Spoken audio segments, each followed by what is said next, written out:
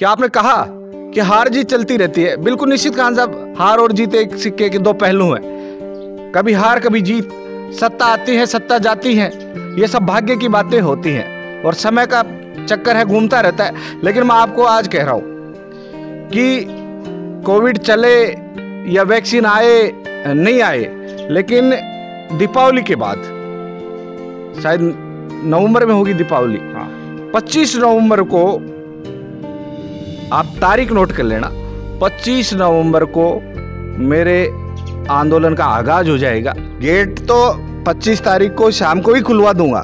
ये तो आप मान के चलो कि 25 नवंबर की शाम को जितने भी गेट बंद थे जिन युवाओं के, 25 तारीख को गेट खुलवा देंगे शाम को।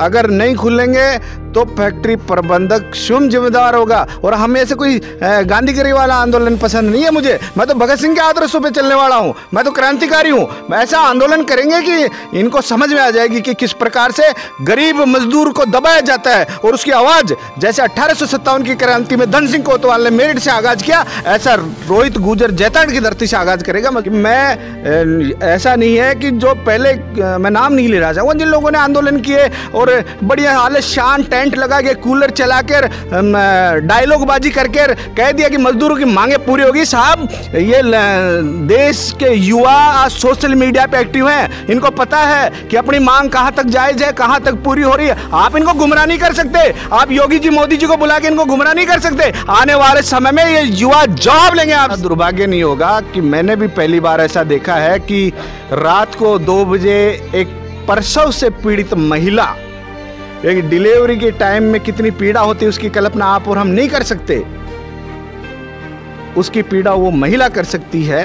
रास हॉस्पिटल के अंदर ले जाया जाता है और डॉक्टर ये कह के उसको निकाल दिया जाता है कि यहाँ डिलीवरी की कोई व्यवस्था नहीं, धक्के मार के उसको बाहर निकाल दिया जाता है और हॉस्पिटल के गेट के ऊपर उसकी डिलीवरी हो जाती है हॉस्पिटल से बाहर। शायद मैं कहता हूँ जैताड़ के इतिहास में इससे बड़ा, इससे काला दिन कभी नहीं आया।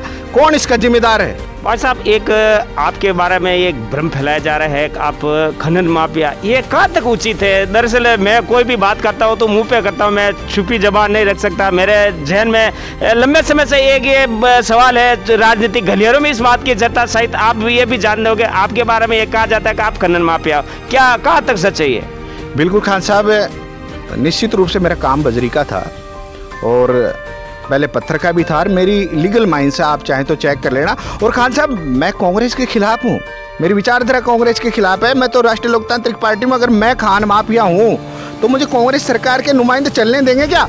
ये तो स्वाभाविक है, एक क्वेश्चन है। अगर मैं खान माफिया हूँ और कांग्रेस की सरकार है तो मुझे जिंदा रहने देगी क्या? मेरा काम होने देगी क्या? मैं तो एक नंबर है, मेरी माइंड है मेरी खुद की और लीगल रवाने हैं उसके। आप जब भी चाहो मेरे साथ चलना, आप चेक कर लेना।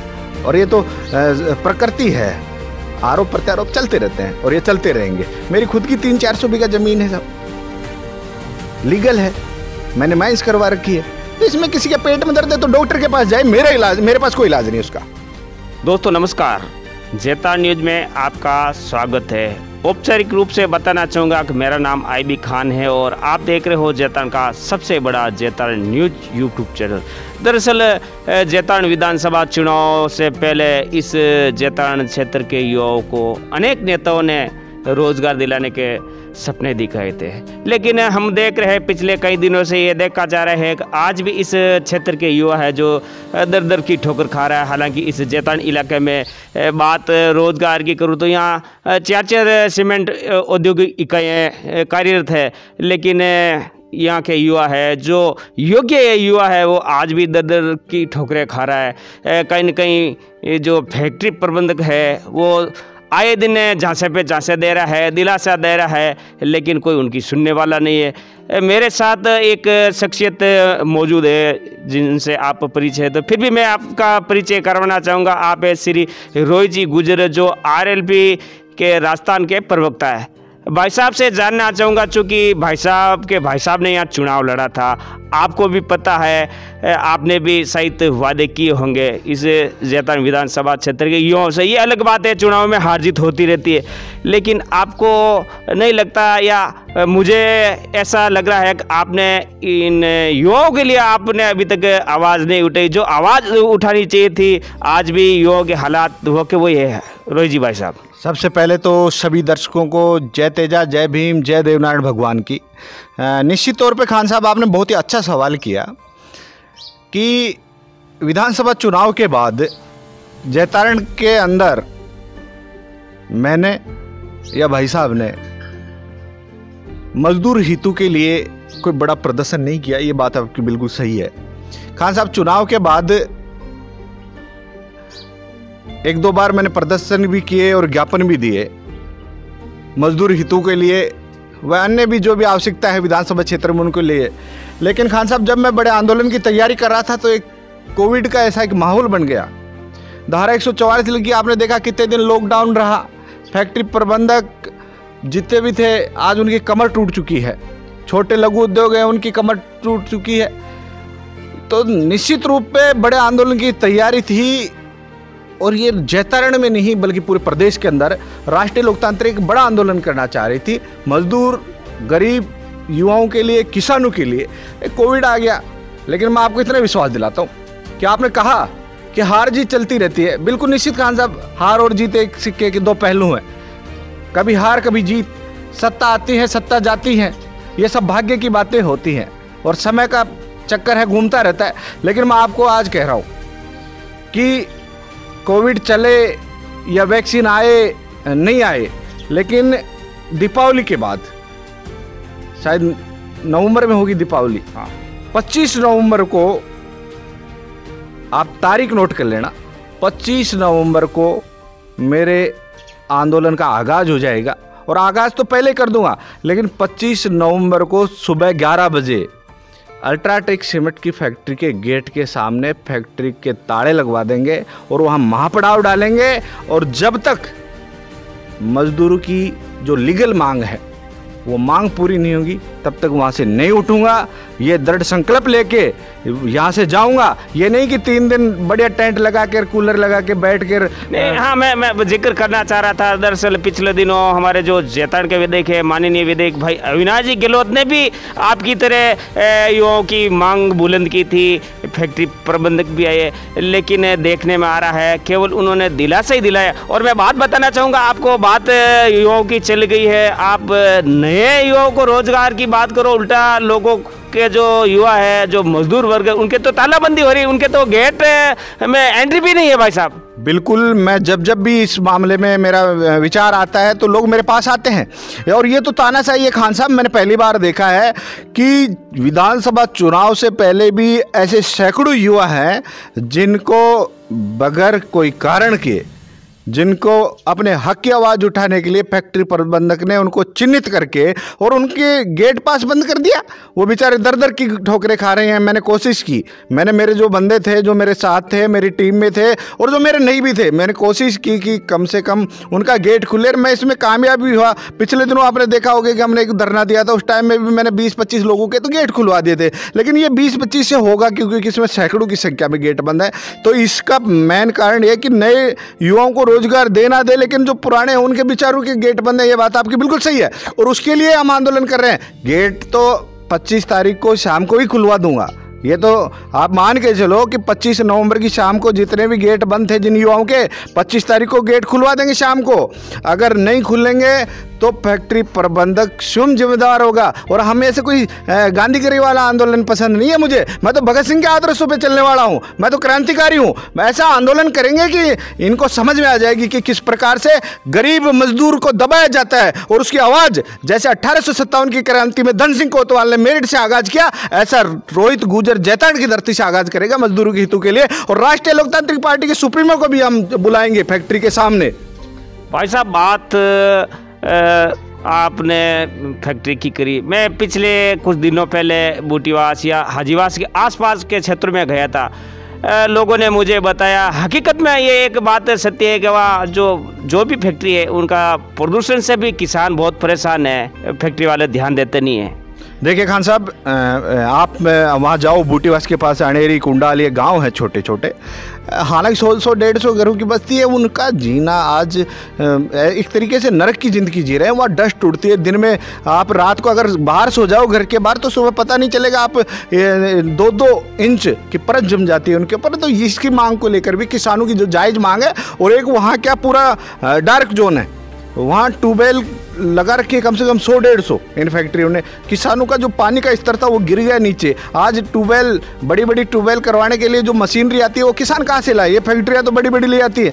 तो मैं ये भी मांग प्राथमिकता से उठाऊंगा कि डार्क जोन के अंदर जितनी भी ट्यूबवेल लगी है उनको तुरंत प्रभाव से बंद करें फैक्ट्री प्रशासन, और इनकी पानी की व्यवस्था जो भी है वो अलग से करें। और किसानों का जो पानी है, किसानों का जो हक है, किसानों की जो फसल खराब हो रही है ना डस्ट से, उसका तुरंत प्रभाव से मुआवजा करें। खान साहब, आज स्थिति ये देखो, मैं जाके आया था अभी 5-7 दिन पहले विधानसभा क्षेत्र के दौरे पर, तो 220 रुपये मजदूरी दे रहे हैं, और 220 रुपये भी 13 दिन ही दे रहे हैं, 13 दिन ही बुला रहे हैं। जैसे दूर से आ रहा है जो बंदा, चांग चिताड़ से फैक्ट्री जा रहा है, तो 50 रुपये का तो उसका पेट्रोल जल गया मोटरसाइकिल का, महीने के 1500 रुपये तो कट गए। 4-5 हज़ार में एक परिवार कैसे चलेगा मजदूर का? ये तो सोचने की बात है इनको। मेरी ये पहली मांग रहेगी कि किसानों को कम से कम 350 रुपये पर डे की मजदूरी मिले, और कम से कम इनको 25 दिन रोजगार मिले। ये मेरी मांग है, और ये मांग पूरी होगी तभी मैं वहाँ से उठूँगा। मैं ऐसा नहीं है कि जो पहले मैं नाम नहीं ले रहा चाहूँगा, जिन लोगों ने आंदोलन किए और बढ़िया हाल शान टेंट लगा के कूलर चला कर डायलॉग बाजी करके कह दिया कि मजदूरों की मांगें पूरी होगी। साहब, ये देश के युवा आज सोशल मीडिया पे एक्टिव हैं, इनको पता है कि अपनी मांग कहाँ तक जायज़ है, कहाँ तक पूरी हो रही है। आप इनको गुमराह नहीं कर सकते, आप योगी जी मोदी जी को बुला के इनको गुमराह नहीं कर सकते। आने वाले समय में ये युवा जवाब लेंगे आपसे, और मैं ऐसा आंदोलन करूंगा खान साहब, आप देखना 25 नवंबर को, जब तक मांगे पूरी नहीं होंगी रोहित गुर्जर वहां से उठेगा नहीं। भाई साहब, बात किसानों की आई है तो मेरे मन में भी एक सवाल उत्पन्न हो रहा है। दरअसल आप केंद्र में आपकी सरकार है, आपका गठबंधन है, हाल ही में केंद्र सरकार ने एक किसानों के लिए बिल लाई। आपकी पार्टी इस बिल पे क्या सहमति रखती है? क्या वह उचित है? चूँकि देश का अधिकतर किसान आंदोलन कर रहा है, आपकी पार्टी इसमें क्या सहमति रखती है? देखिए खान साहब, भूमि अधिग्रहण बिल आया था, उस टाइम में भी हम एनडीए में थे, लेकिन रालोपा सुप्रीमो हनुमान बेनीवाल उसका विरोध किया था। और ये जब बिल आया तो लोकसभा के अंदर उनकी रिपोर्ट कोरोना पॉजिटिव आ गई थी, इसलिए वो उस दिन, जिस दिन ये बिल आया उस दिन वहाँ मौजूद नहीं थे लोकसभा में। लेकिन हमने, हमारे कृषि विशेषज्ञ जितने भी साथी थे, हमारी कोर कमेटी के सदस्य थे, हमने इस बिल का अध्ययन करवाया, और इस बिल में पाया गया कि कहीं भी किसानों का इस बिल से फायदा नहीं होगा, उल्टा किसानों को इस बिल से नुकसान है। इसलिए राष्ट्रीय लोकतांत्रिक पार्टी इस बिल का पूर्ण तरीके से विरोध करती है, और नवरात्रियों के अंदर, नवरात्रि से शुरुआत करेंगे, हनुमानगढ़ गंगानगर से पूरे प्रदेश के अंदर आंदोलन करेंगे। हनुमान जी भाई साहब ने अभी मोदी जी से समय मांगा है, प्रधानमंत्री जी से, कि इस बिल में संशोधन दोबारा किया जाए। अगर संशोधन हो जाए ठीक है, वरना राष्ट्रीय लोकतांत्रिक पार्टी इस बिल के खिलाफ सड़क से लेकर संसद तक आंदोलन करेगी। भाई साहब, मैं जानना चाहूँगा, 2.25 साल का समय चला गया इस सरकार का, आप इस सरकार का कार्यकाल किस रूप में देखते हो? बात राजस्थान की नहीं करेंगे, बात दरअसल जैतान की करेंगे। आप जैतान में क्या देखा है? चूँकि मैं भी गांव में घूमता हूँ, आप भी शायद गांव में घूमते होंगे, क्या स्थिति है इस इलाके की? देखिए खान साहब, जैतारण की स्थिति तो ये है कि आप किसी भी रूट पे चले जाओ, आज सड़कों की हालत ख़राब है। और मैं कह रहा हूँ कि इससे बड़ा दुर्भाग्य नहीं होगा कि मैंने भी पहली बार ऐसा देखा है कि रात को 2 बजे एक प्रसव से पीड़ित महिला, एक डिलीवरी के टाइम में कितनी पीड़ा होती है उसकी कल्पना आप और हम नहीं कर सकते, उसकी पीड़ा वो महिला कर सकती है। रास हॉस्पिटल के अंदर ले जाया जाता है और डॉक्टर ये कह के उसको निकाल दिया जाता है कि यहाँ डिलीवरी की कोई व्यवस्था नहीं, धक्के मार के उसको बाहर निकाल दिया जाता है, और हॉस्पिटल के गेट के ऊपर उसकी डिलीवरी हो जाती है हॉस्पिटल से बाहर। शायद मैं कहता हूँ जैतारण के इतिहास में इससे बड़ा, इससे काला दिन कभी नहीं आया। कौन इसका जिम्मेदार है? कौन इसका जिम्मेदार है? क्या नेता जिम्मेदार नहीं है? क्या प्रशासन जिम्मेदार नहीं है? और नेता जिम्मेदार है तो कौन है वर्तमान में नेता? जिसको इसकी आवाज़ उठानी चाहिए। एक सोशल मीडिया पे ट्वीट नहीं कर सकते वो लोग, काहे की राजनीति करते हैं वो? इससे दुर्भाग्य नहीं हो सकता खान साहब। मैंने रात को 2 बजे, मेरी फेसबुक देख लेना, मैंने रात को 2 बजे डाला पोस्ट, मैंने कहा ये जैतारण का आज काला दिन है। एक किस प्रकार से एक महिला को बाहर निकाल दिया, एक सड़क पे बच्चे को जन्म दिया, एक नॉर्मल जो गांव के अंदर होती है महिला दाई, उसने उसका प्रसव करवाया। तो जैतारण की स्थिति बिल्कुल, मैं कह रहा हूँ कोई विकास नहीं हो रहा जैतारण के अंदर, किसी प्रकार का नहीं। कोई भी हो चाहे नेता, मैं किसी का नाम नहीं लेना चाहता, लेकिन स्थिति इनकी, कोई छोटा एक डॉक्टर लगवा देते तो तू मैं हो जाते इनकी कि मैंने लगवाया, वो कहता है मैंने लगवाया। अरे भाई तुमने लगवाया अच्छी बात है, क्षेत्र का विकास होगा, क्षेत्र की सेवा होगी, लेकिन ये आपस में श्रेय लेने की लड़ाई के अंदर कहीं ना कहीं जैतारण पिसता जा रहा है, मेरी ये मानना है। यानी कि आपकी नज़र में इस जैतारण क्षेत्र में हर कार्य में राजनीति हो रही है? जी, हर कार्य में राजनीति हो रही है, और काम तो कुछ हो ही नहीं रहा। कोई छोटा मोटा काम होता है तो उसमें राजनीति है, वो कहता है मैं करवा रहा हूँ, वो कह रहा है मैं करवा रहा हूँ। अब समझ में नहीं आ रही जनता क्या करे इन दोनों का। तो ये मेरे हिसाब से गलत राजनीति की परंपरा, ऐसा नहीं होना चाहिए। ठीक है, हो रहा है तो अच्छी बात है ना, समाज का विकास होगा, क्षेत्र का विकास होगा। भाई साहब, एक आपके बारे में एक भ्रम फैलाया जा रहा है कि आप खनन माफिया, ये कहाँ तक उचित है? दरअसल मैं कोई भी बात करता हूँ तो मुंह पे करता हूँ, मैं छुपी जबान नहीं रख सकता। मेरे जहन में लंबे समय से एक ये सवाल है, राजनीतिक गलियारों में इस बात की चर्चा, शायद आप ये भी जान दोगे, आपके बारे में ये कहा जाता है कि आप खनन माफिया, क्या कहाँ तक सच है ये? बिल्कुल खान साहब, निश्चित रूप से मेरा काम बजरी का था और पहले पत्थर का भी था, और मेरी लीगल माइंड से आप चाहें तो चेक कर लेना। और खान साहब, मैं कांग्रेस के खिलाफ हूँ, मेरी विचारधारा कांग्रेस के खिलाफ है। मैं तो राष्ट्रीय लोकतांत्रिक पार्टी में, अगर मैं खान माफिया हूँ तो मुझे कांग्रेस सरकार के नुमाइंदे चलने देंगे क्या? ये तो स्वाभाविक है, एक क्वेश्चन है। अगर मैं खान माफिया हूँ और कांग्रेस की सरकार है तो मुझे जिंदा रहने देगी क्या? मेरा काम होने देगी क्या? मैं तो एक नंबर है, मेरी माइंस है मेरी खुद की, और लीगल रवाने हैं उसके। आप जब भी चाहो मेरे साथ चलना, आप चेक कर लेना। और ये तो प्रकृति है, आरोप प्रत्यारोप चलते रहते हैं और ये चलते रहेंगे। मेरी खुद की 300-400 बीघा जमीन है, सब लीगल है, मैंने माइंस करवा रखी है। तो इसमें किसी के पेट में दर्द है तो डॉक्टर के पास जाए, मेरा इलाज, मेरे पास कोई इलाज नहीं उसका। एक सवाल और जानना चाहूँगा, आगामी दिनों में निकाय चुनाव है, दरअसल केंद्र में आपकी सत्ता में भागीदारी है, लेकिन राजस्थान में अभी तक वो तस्वीर सामने नहीं किया। आपकी पार्टी चुनावों में अपने प्रत्याशी मैदान में उतारेगी या गठबंधन करेगी? देखिए, निकाय चुनाव के बारे में तो खान साहब अभी चर्चा हुई नहीं है, दरअसल मेरी इस बारे में कुछ नहीं कहना चाहूँगा। लेकिन पंचायत चुनाव में राष्ट्रीय लोकतांत्रिक पार्टी निश्चित रूप से, क्योंकि राष्ट्रीय लोकतांत्रिक पार्टी किसानों की पार्टी है और राष्ट्रीय लोकतांत्रिक पार्टी का जनाधार भी गाँव में ही है, तो पंचायत चुनाव 100% लड़ेंगे और पूरी मजबूती के साथ लड़ेंगे राजस्थान में। और गठबंधन की अभी एक बार इस बिल पे इसका संशोधन हो जाए, जब तो गठबंधन से लड़ना है, और संशोधन नहीं होगा तो हमारी राह अलग है, एनडीए से अलविदा। एक और है, आने वाले दिनों में और राजस्थान में एक उपचुनाव होने वाला, शायद सारडा है, भीलवाड़ा का है, सारडा, उसमें आपकी पार्टी की क्या भूमिका रहेगी? क्या आप बीजेपी से आपका तालमेल रहेगा या स्वतंत्र आप चुनाव लड़ेंगे, वो क्या रहेगा?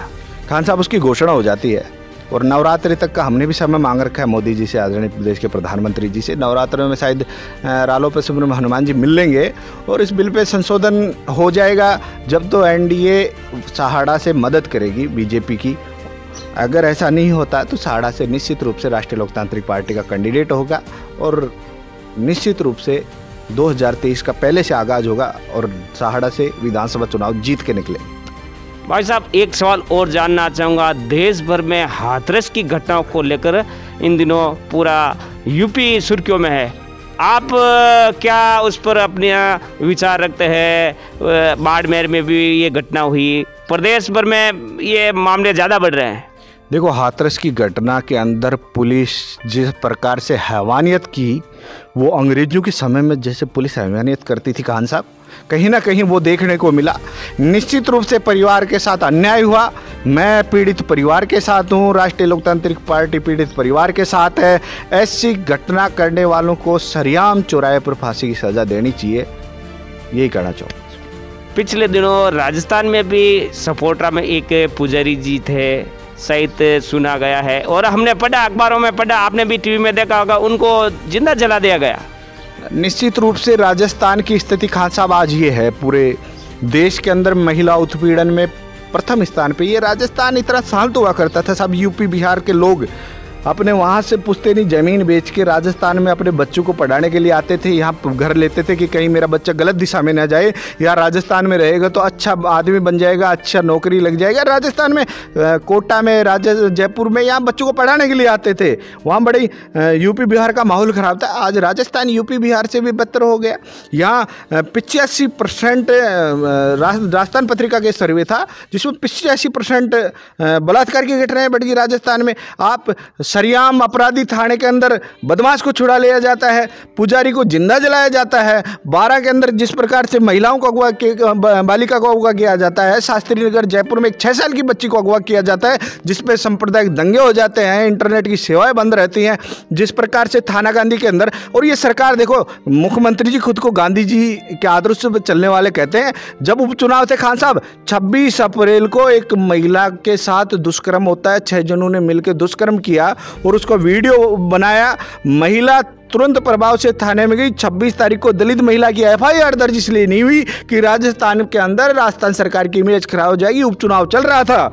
26 तारीख से लेके और 2 तारीख तक थाने के बीच पीड़िता घूमती रही। ये तो ठीक है, सोशल मीडिया पे उसका वीडियो वायरल हो गया, उसके बाद उसका मुकदमा दर्ज किया। आप जानते हो थानागाजी में किस प्रकार से पूरे देश की नजरें गई। तो ये राजस्थान सरकार की कानून व्यवस्था बिल्कुल लचर हो सकती है। राजस्थान सरकार 5 स्टार होटलों में बैठ के होश बिल्कुल मौज मस्ती और अयाशी कर रहे हैं। इनको कोई मतलब नहीं, इनको सरकार बचानी है और मौज लेना है। इनको पता है कि आगे अपन आने वाले नहीं है, तो प्रदेश की तरफ इनका ध्यान नहीं है। राजस्थान के अंदर जंगल राज। भाई साहब, एक अंतिम सवाल और जानना चाहूँगा। दरअसल आपकी सक्रियता इन दिनों भाई कृष्ण सिंह जी से भी मैं ज़्यादा देख रहा हूँ, क्या आप चुनाव लड़ोगे? देखो खान साहब, कृष्ण सिंह गुर्जर तो ब्रांड है, मैं उनकी जगह नहीं ले सकता। मैं तो उनका कार्यकर्ता हूँ, उनके लिए काम करता हूं और मैं चुनाव नहीं लड़ूंगा। ये मैं क्लियर आपको आज के दर्शकों को और मेरे जितने शुभचिंतकों को बताऊं कि भाई साहब खुद ब्रांड है, उनको कोई चैलेंज नहीं कर सकता। मैं उनकी जगह नहीं। यानी आप उनके सारथी रहेंगे? मैं उनका सारथी हूँ, मैं उनका सारथी हूँ। मैं उनकी गाड़ी को लेकर चलने वाला हूँ, दूल्हा वही है। तो ये थे श्री रोहित जी गुर्जर, जो RLP के प्रदेश प्रवक्ता है। इनसे हमारी बातचीत भी हुई। आपको ये वीडियो कैसा लगा? इस वीडियो के बारे में आप क्या सुझाव रखते हैं? आप इनसे क्या उम्मीदें रखते हो? तो तमाम ऐसी बातें जो मेरे वीडियो के कमेंट बॉक्स में भी आप लिख सकते हैं, सभ्य भाषा में लिख सकते हो। उधर से आप देखते रहे जेतन का सबसे बड़ा जेतन न्यूज यूट्यूब चैनल। हम इसी तरह आने वाले दिनों में एक और नेताजी को सामने लाएंगे। तब तक दीजिए मुझे इजाज़त। धन्यवाद, नमस्कार।